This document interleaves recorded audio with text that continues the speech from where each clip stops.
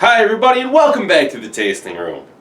We're sampling today an Irish whiskey. This is Connemara.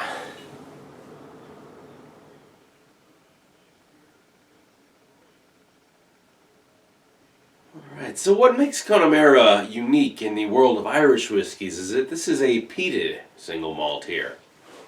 So it's going to have a little bit of those smokier notes that people would normally associate with a Scotch whiskey.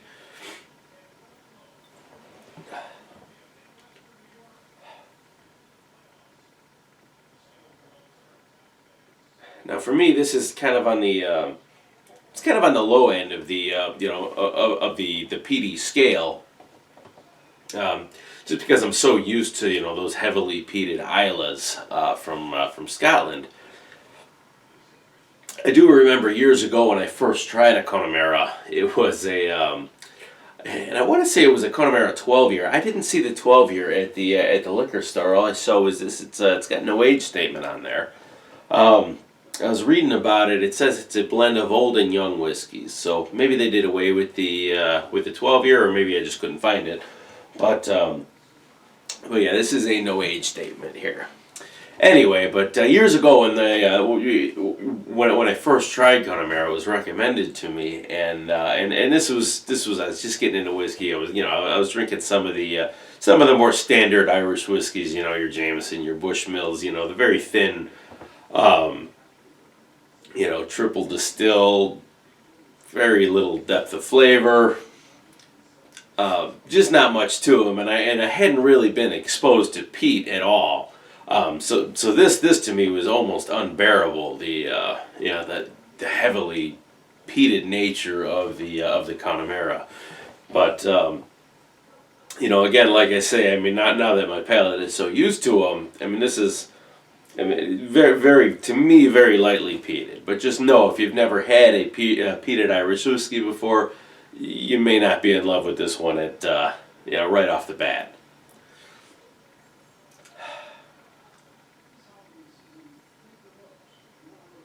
Anyway, that said, this one does have a light, pleasant peatiness. Definitely not overly smoky, but there's some sweeter notes in there with some honey.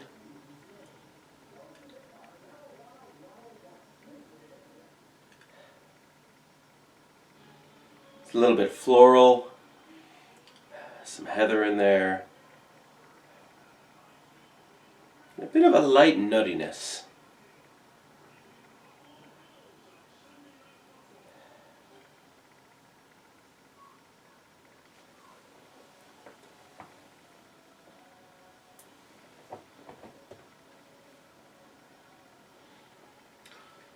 Okay, on the palate here, slightly fruity. Starts off a little bit sweet. It does have a nice, even peat in there.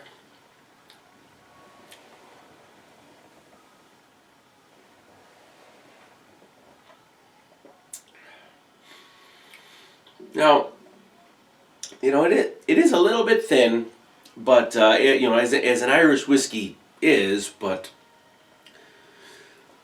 I will say that it does have a fuller flavor than your standard run-of-the-mill Irish whiskey. Now, it's noteworthy that this is double distilled instead of triple distilled, like most Irish whiskey is.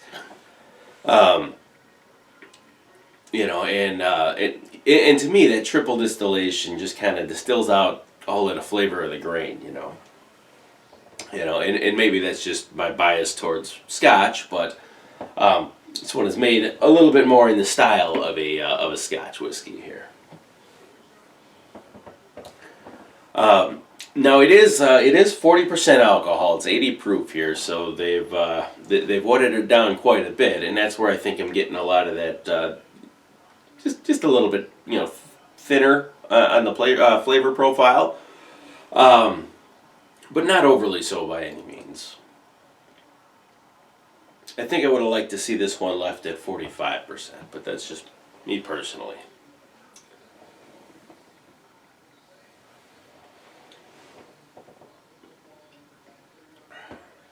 Okay, moving into the finish here.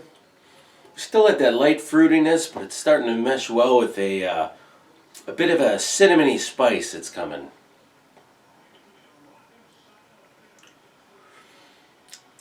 Medium to longish finish.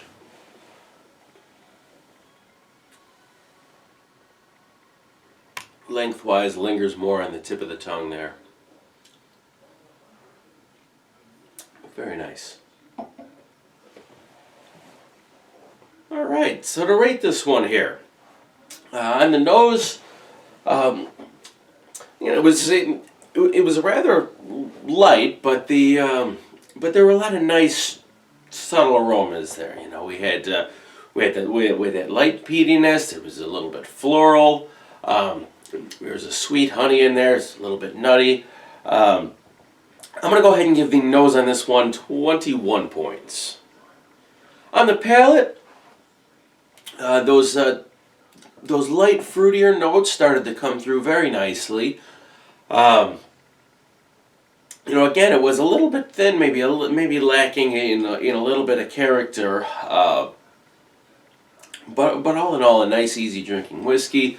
And relatively full flavor for an Irish whiskey here. I'm going to go ahead and give the taste on this one 20.5 points. Medium to long length finish there. Those sweeter fruity notes persisted, met with a little bit of a growing spice of cinnamon. I'm going to give the finish on this one 21.5 points, and then the overall balance I'm going to put at 22. I thought between the sweet, the spice, the floral notes, I had a very, very nice balance of flavor on this one. So that's going to leave you with an overall score of 85 points for this No Age Statement Connemara. Now, I did say that I would have preferred this one at about 45% rather than the 40 that they watered it down to, and I stand by that statement. That said, I did after I did all my research in my review of this one off camera, like I'll do. I kind of compared notes with about 70 or so episodes ago. I did a review of the Connemara cask strength. And I think that one was about 115 proof, so it was quite a bit higher. And I actually found that I rated that one lower than I just rated this one here. Not by a lot, but enough. And the reason for that is it's such a high proof. I guess I thought at the time that that it had impacted the balance a bit. So I guess what I'm saying is maybe there's a happy medium in there. Like I said, a nice 90 proof, maybe a 95 proof would do this one wonders. But there you have it, folks. We have reached the end. I hope you enjoyed this video. If you did, go ahead and give it a thumbs up or leave a comment in the comment section down below. And then, of course, don't forget to subscribe to my channel if you're not already a member. And then after you do, make sure you ding that little bell next to the subscribe button to make sure you get notifications of new videos that come out. New videos come out on the weekends, and I'd hate for you to miss one. So go ahead and do that for me, and I will see you again next week right here on The Tasting Room.